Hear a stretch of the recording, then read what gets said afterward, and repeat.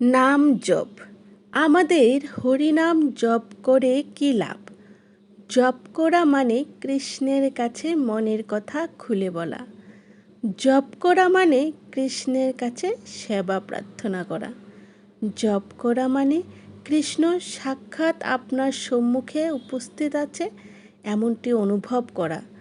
জপ করা মানে কৃষ্ণ আপনার জিহ্বায় শব্দরূপে নৃত্য করছে এমনটি অনুভব করা। জপ করা মানে জন্ম মৃত্যু জরা ব্যাধি ও ত্রিতাপ ক্লেশ থেকে মুক্ত হয়ে যাওয়ার পন্থা অবলম্বন করা।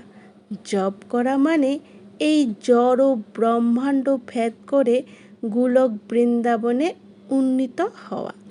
তাই আমাদের কখনো হরিনাম জপকে হেলার সহিত নেওয়া উচিত নয়।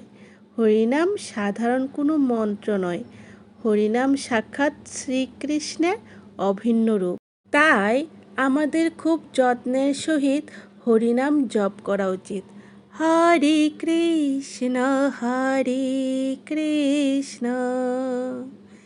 কৃষ্ণ কৃষ্ণ হরে হরে, হরে রাম